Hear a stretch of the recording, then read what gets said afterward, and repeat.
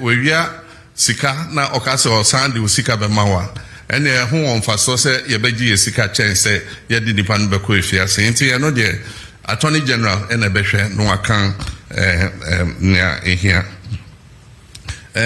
With regards to trade tariffs and China, zero tariffs, it's an incentive for us to export into the Chinese market. And we need to look at the items that China imports and see where we have a comparative advantage to be able to take up those imports. I know that China imports a lot from the US, and there's a trade tariff war between US and China. So China is looking for alternative markets to import those items. And so they import a lot of meats from the US, they import a lot of maize from the US and other agricultural products. And so if we have arable land and we're in a position to expand our production, then the zero tariff will make meaningful sense. Then we can take advantage of it.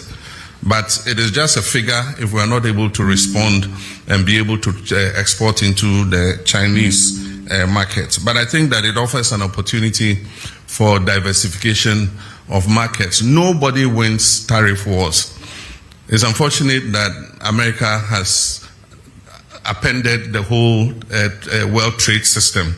We all work towards a rules-based trading system. It took years of negotiation from Rio to Doha round and all that. And eventually, reasonable tariffs were agreed between countries. Countries like Africa enjoyed zero tariff into the US because we were in the developing world. And so it was a concession that US gave. And what you receive in exchange is soft power that, you know, a lot of people have a good disposition towards the US because the US has nothing. But in comes President Trump. He has a more transactional mindset. And he says that the US has been taken for granted for a long time. And so even countries like Ghana in Africa, he slapped a 15% tariff on us from zero tariff. And so AGUA is technically dead. It was due for renegotiation in September. There's no way with this 15% tariff AGUA is going to be renewed. But we're just watching carefully. The power to impose tariffs is that of Congress. But in this case, the US president always pushes the limits. And so there's a case in the US Supreme Court to determine whether his impositions of tariffs are legal or not. And so depending on what the US court says, the tariffs would either be permanent or they might have to go back to Congress to endorse the tariffs that he has imposed. And then from the Central Region, Rich FM, he asked what we're doing to enhance the tourist attraction of the Central Region. It's all about infrastructure. It's also about service. With infrastructure, even the travel time to Central Region is a major problem. In Ghana, we've maintained single lane, highways for a very long time. They are prone to accidents. A lot of accidents occur. Now every day you hear there's an accident on the Kumasi Road, there's an accident on the Cape Coast Road. And that is because when two vehicles oncoming and going are using a single lane, the tendency for, head-on collisions are very real because of wrongful overtaking and all that. So one of our first things that would enhance tourism in the Central Region is that we're dualizing the road all the way to Takrady. It will reduce travel time to Cape Coast. It will allow somebody to wake up in the morning, travel to Cape Coast, enjoy his tourist experience, and be back in the evening to Accra to sleep.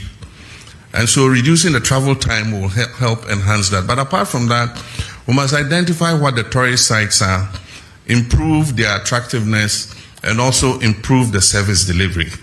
One of the things that affects tourism in Ghana and West Africa is that our service is poor. You go to a restaurant and they think that they are doing you a favor. You go to eat and they think that you owe them, to serve you. If you go to other parts of the world, it's completely different. You are compelled to spend your money because they are all over you. Even before you finish the drink that they have given you, you are halfway. Can I bring you another drink? And if you are the shy type and things, you always say, oh, yes, yes. And you forget that you have to pay for it.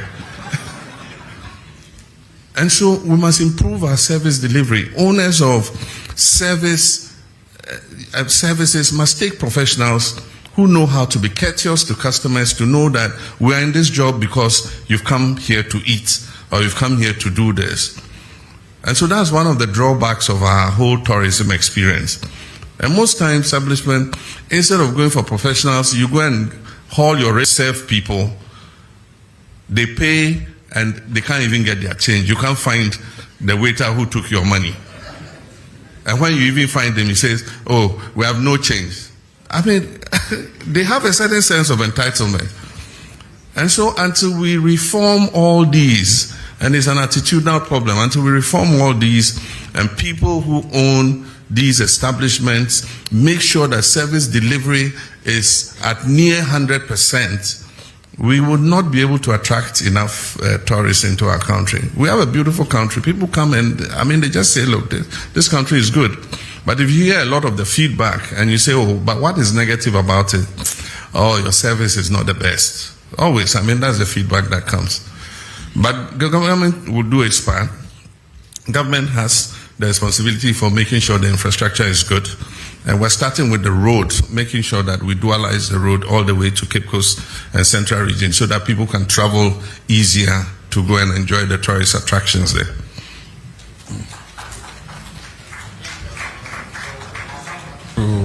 The middle row. So Bernard Avle of Channel 1, Sadiq Adams, Mahama Haruna from the Savannah region, and there's a lady at the back there, and Joshua from GH1.